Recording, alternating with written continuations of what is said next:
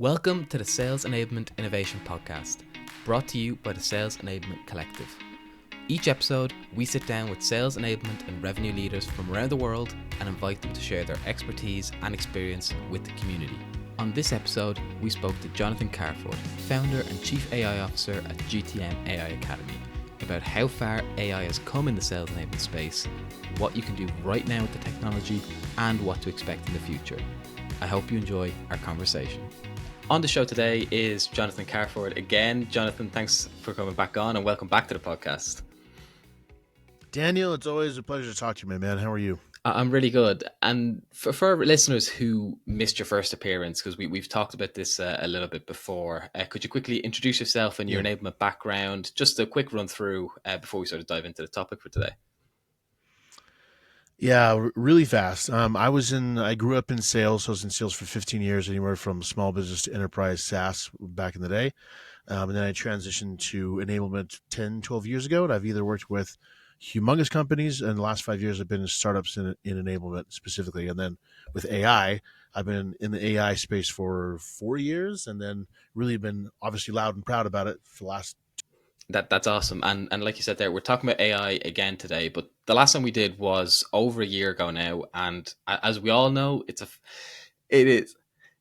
And it's a fast moving landscape. We all know. So how has sort of AI developed since then? And what should sort of enablers be aware of that's happened in the last 12 months? Because yeah, it's a fast moving industry. There's a lot going on. What are sort of more recent developments that as an enabler sort of interested you or kept you on your toes?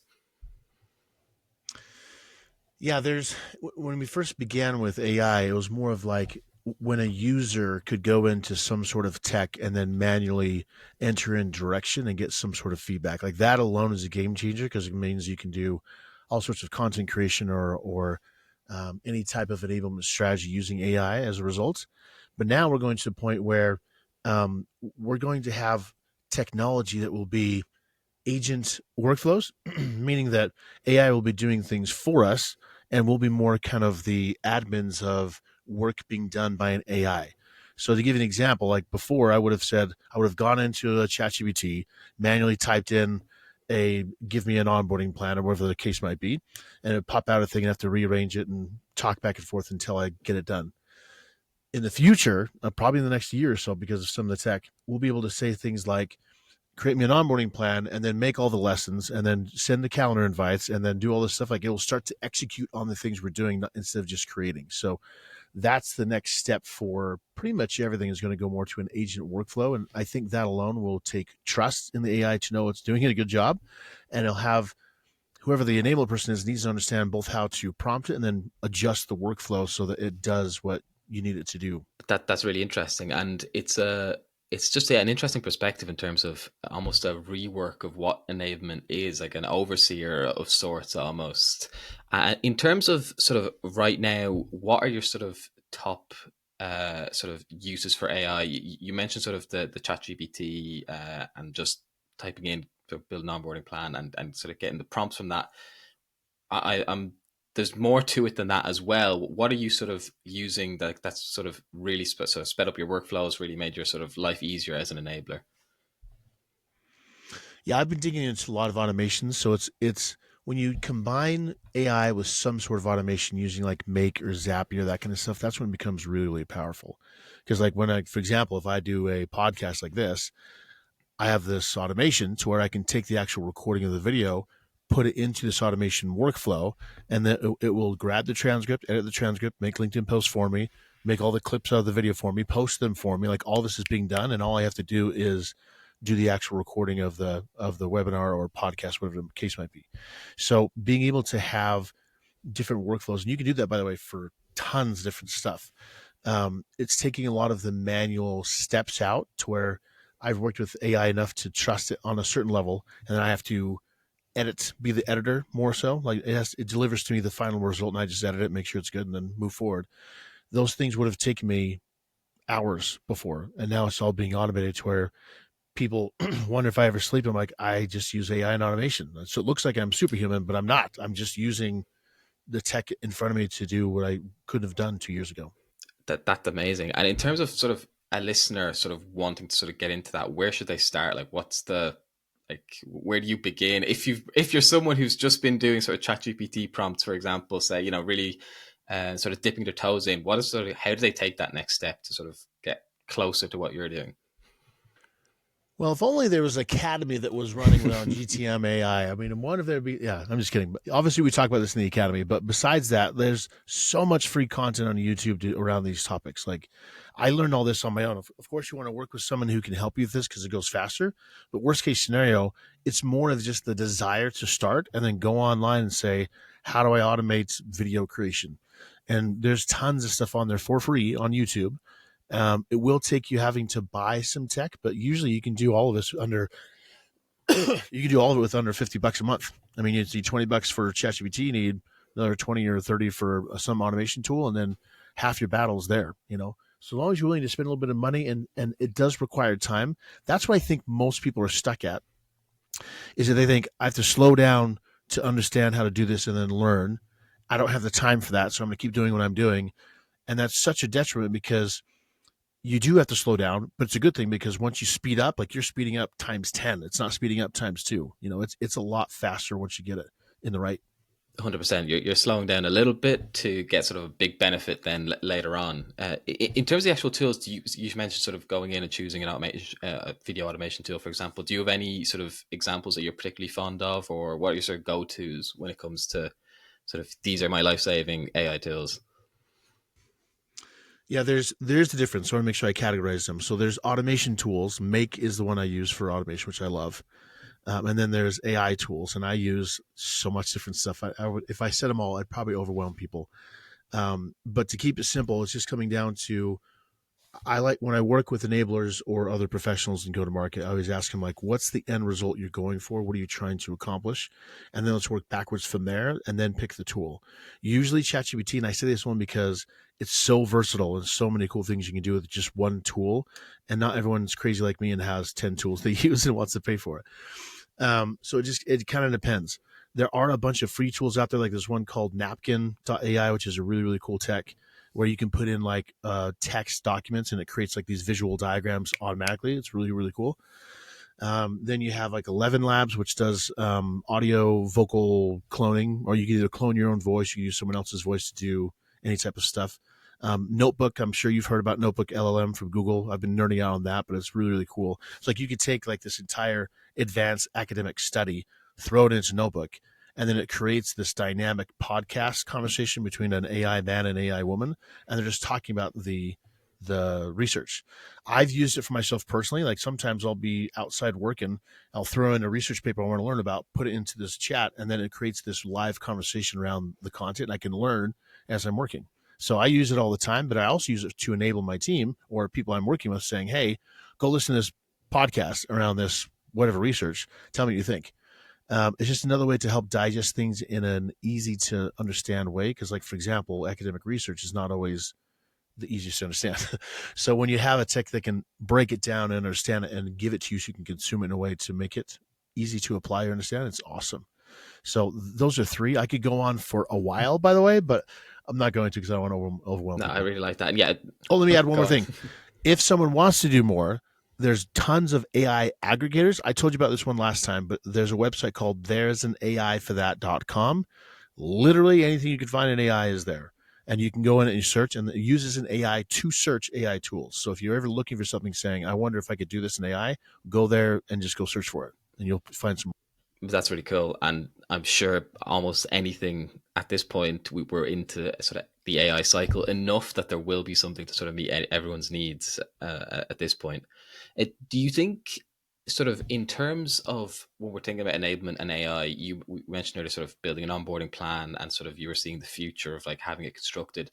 Is there a part of enablement that you think AI is sort of especially strong or useful in, like that people should really be focusing in on as sort of, yes, this is where I need to sort of get AI into my enablement processes?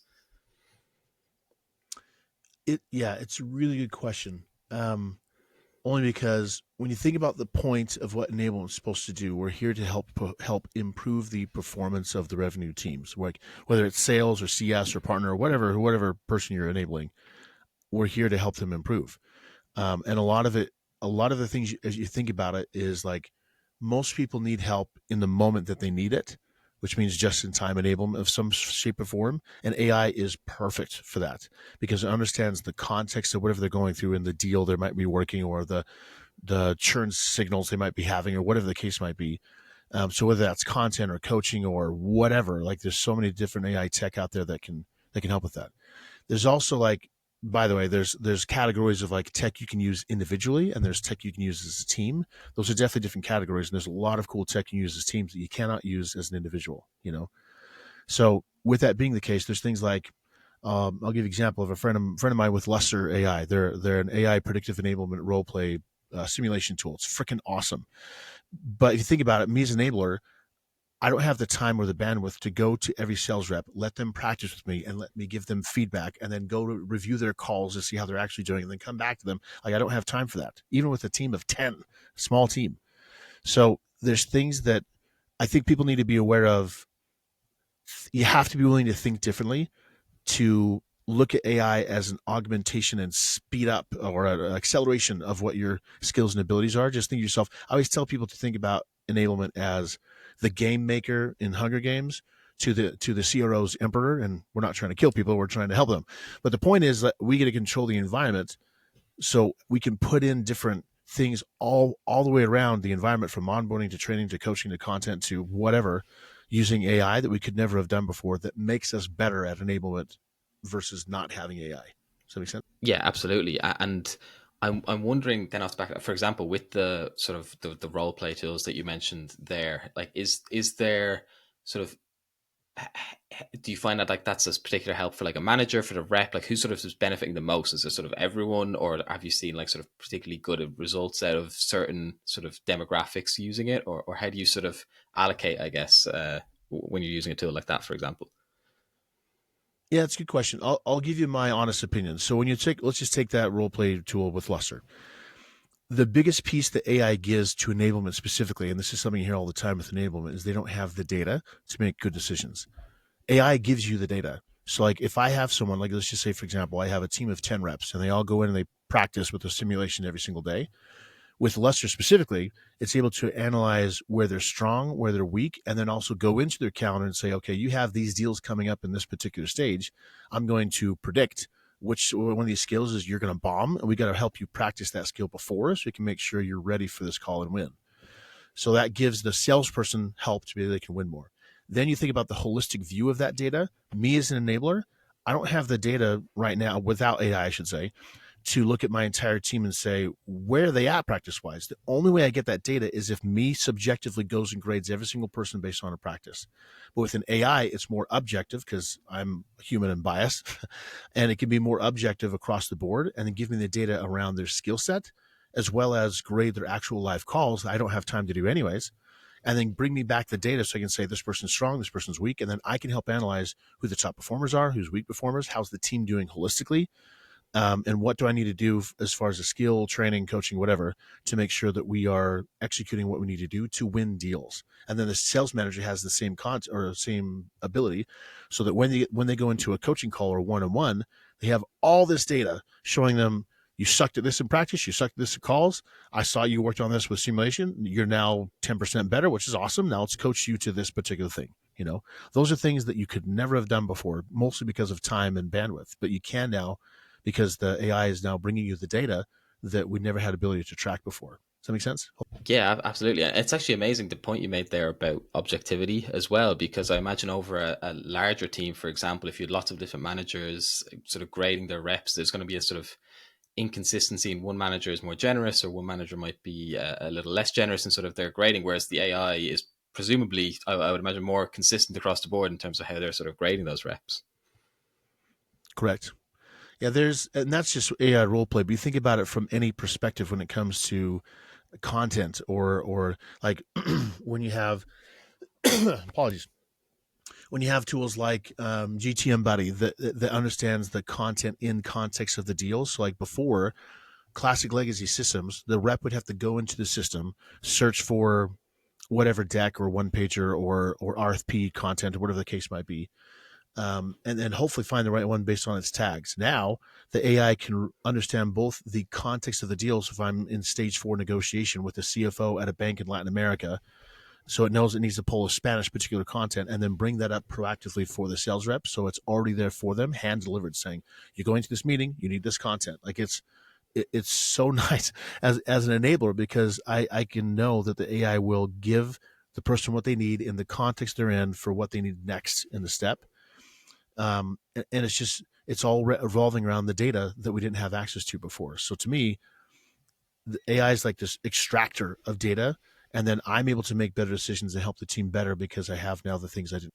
That makes a lot of sense. And even from a content perspective, you know that content is going to get used and not forgotten about because it's always going to be relevant in some sort of context as well, which is really good.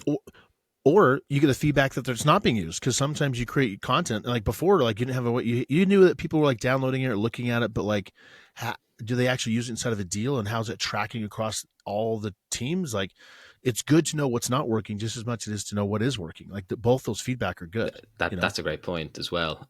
Going on to sort of my next question, I was wondering in terms of we've been talking really positive about sort of is there a wrong way to do AI, or do you think jump head first, whatever you're sort of doing with it, give it a go and then sort of figure it out on the way? Or is there sort of some things that you would recommend maybe don't use AI for that, or don't use it in this sort of way? Is there a wrong way for it essentially, or is it sort of dive in, give it a go?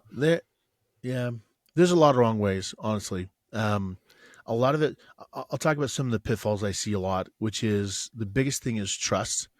People don't trust AI yet, and that's understandable why, because it does what's called hallucinations often, which to me comes down to one, expecting the AI to do things it's not capable of doing, or two, the humans not giving it directions or prompting in the right way to get the result they're wanting to get back. So they get disappointed in the AI when the problem was the prompt or the person, it is a self-reflection tool. Like if AI doesn't work, it makes you go, you have to think, maybe I did this wrong. Maybe I'm the issue here. It's not the AI tech. So that's number one, is trusting in the results, but knowing that more than likely it's probably you not doing something correctly, and being willing to be humble enough to say, I need to do something different. That's number one.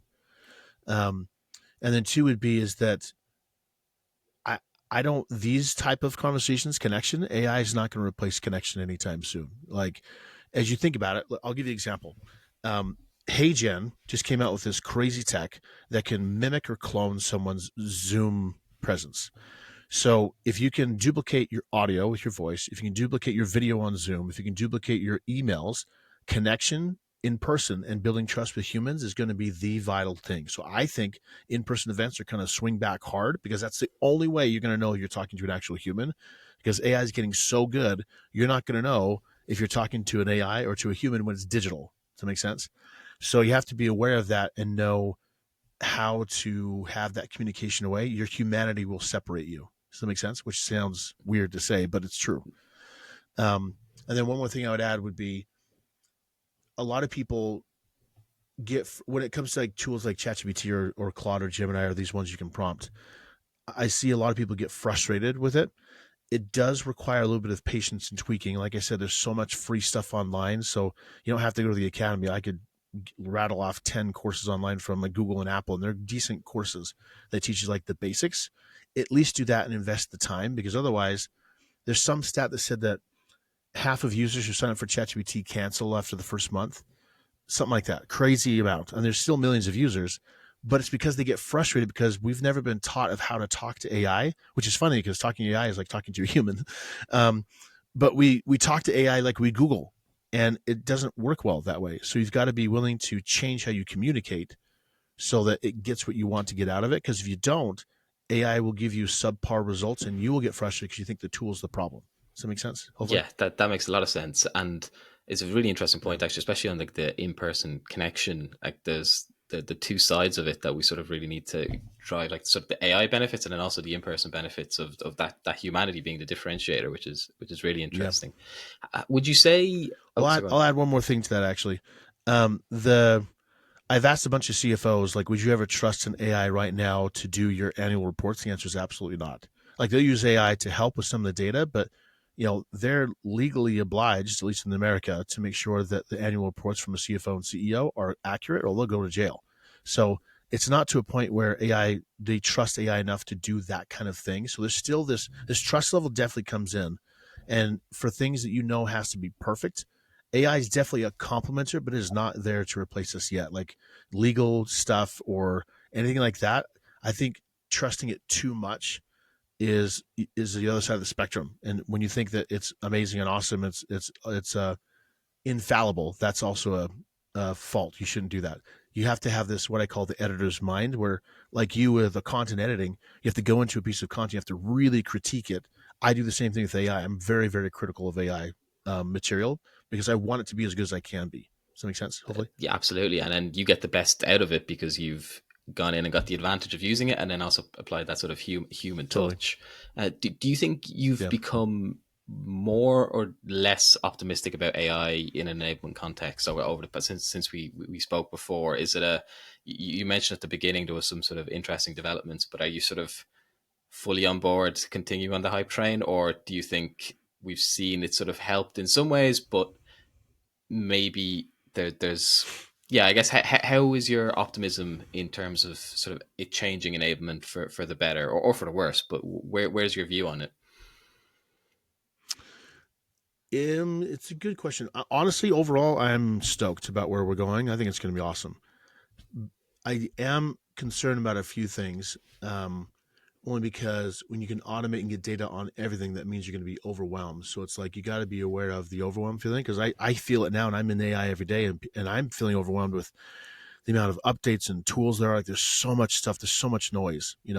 So because of that, it's my concern is that anything you'll do in enablement would just become noise and not actually do what you're supposed to do. So I think one of the key things for any enablement person with or without AI is to really simplify it and make sure it's easy to understand, consumable, and actually helpful for someone to perform better in whatever shape, form, or capacity. Because it's really easy to start nerding out and go crazy, and then you realize that it's too much. You have to kind of hold both yourself back and the tech back to make sure it's executing on what you want to do. Because everyone and their dog's adding some sort of AI something, and it's just so much stuff. You're like, do we really need all of this, or what's the stuff we really need? Like I always go back to what do we really care about? What's really going to make an impact? Let's focus on that versus all the cool, shiny things we can do. Like that's my one concern is it's just going to be so noisy that it'll be hard for people to really know what's making the difference or not. That's really interesting. It's almost like the next sort of step in the enablement return on investment conversation in terms of proving the value and proving the impact. It always comes back then to proving that impact and using the AI to provide Yeah. impact rather than lose that impact in the noise.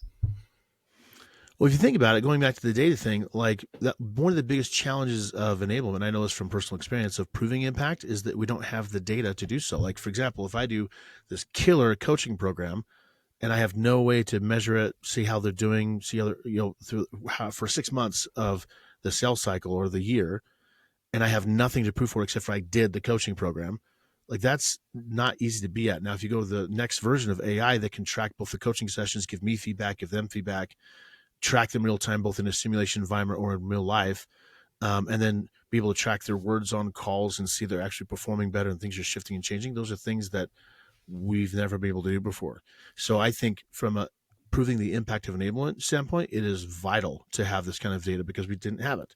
But at the same time, it's also thinking about like we're going to go from content project manager people to more of AI management people to where we have these bots or agents that are doing different things and we're the human governor of the workflows to make sure it's doing and executing correctly and getting the data we need.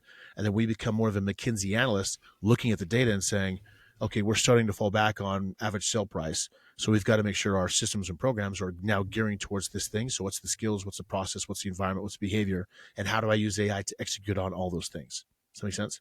So if if people are not willing to ask those questions and not willing to use AI to do it, they're going to fall behind really fast. Absolutely, just in terms of the speed of it as well. Like it thinks, for lack of a better term, much faster than a human can as well. So just in terms of getting Right. through that sort of level of data, it'll do it quicker than we can.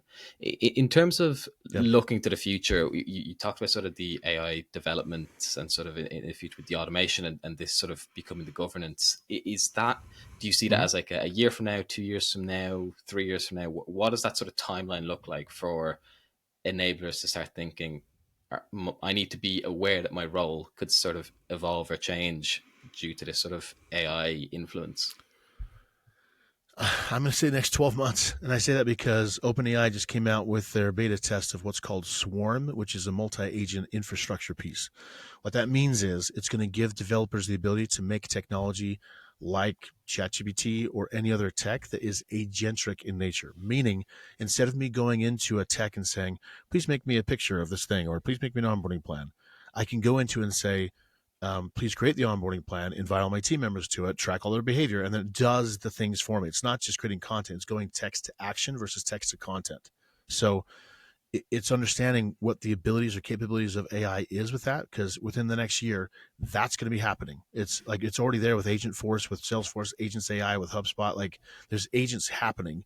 So you have to be aware of what that is and knowing what the capabilities are and also the limits to make sure it's fitting your team correctly. And all focuses on prompting and what AI understands and you understanding what AI understands and how it works and funnels through each workflow. It's absolutely fascinating, and I'm looking forward to maybe speaking again in 12 months' time and having another and seeing where we're at, because every time there seems to be an even better sort of development or some sort of crazy piece of tech that's come out recently. Like I wasn't aware of that. That's I mean, there's not many words to describe like how the potential that something like that could have for someone's role. So it's really fascinating. Yeah. Yeah. The key with all this is being open-minded. I've been asking the same question for 2 years to people and when I meet with them is, are you willing to do things differently than you did before? Because if you're not going to make it. The old adage of like Blockbuster Video in the United States, they were not willing to shift with the times and adapt, and they died. And our roles are going to dramatically change, but the core of what we do is not. Enablement's not going to change as far as the function. How we do it absolutely will, but what we do won't change at all anytime soon, because we're needed to improve the performance of a revenue customer-facing team. So being willing to change the how, not the why, is vital, and then you'll thrive in the next life of whatever that looks like. Absolutely. And before we go, do you have sort of one sort of parting word of advice for our listeners who are sort of have listened to this episode? What do they need to know? What's the big takeaway for them when it comes to AI and enablement? I'd say you'd be surprised how many people are just barely starting even using AI. So if you feel like you're behind, you are probably a little bit, but don't freak out. It's okay. Breathe. And to really focus on where you are now, go find experts in the field. Go follow myself or the people with AI. Like there's so much good content on LinkedIn. There's so much free stuff on YouTube. Just be willing to start. And I would say for someone to not get overwhelmed, dedicate a half hour in the morning, every other morning. I'd say every morning, but at least sometime during the week, and say, okay, this is my time to really update myself on what's capable, what's out there, and start trying different things to see if it works. Don't overwhelm yourself and think you have to boil the ocean at once. That's not going to work. Humans don't work well that way. So take one step at a time and to focus on what's right in front of you. And then always ask the question, this goes to anything enablement. What's the most important thing I need to work on right now? Is it on average sale price? Is it on churn risk? Is it on whatever the case might be? And then work backwards from there and ask yourself, what is actually needed here to help someone move? And that's what most people ask anyways, and I know in Enable, they're usually thinking that way. But be willing to ask, how can I use AI to do this? If you're willing to do that, you'll be blown away of how much you can do with just a ChatGPT tool, let alone all the other stuff that you can do outside of it. I really like that. That's some really great advice, especially if someone is feeling overwhelmed or worried about sort of the landscape as it is. I think on that note, just thank you so much for coming onto the show and sharing all of that. I think of myself as quite up to date with AI, and even I learned some really new things. So I'm sure our listeners will have as well. So really appreciate you taking the time to sort of come and share that to the community. You're very welcome. Always a pleasure, Daniel. Thanks for tuning in to the Sales Enablement Innovation Podcast. Be sure to follow us on your podcast platform of choice so you don't miss a thing. And if you're hungry for more sales enablement content, visit our website, salesenablementcollective.com, for articles, events, and an easy way to join our Slack community, home to thousands of your sales enablement peers.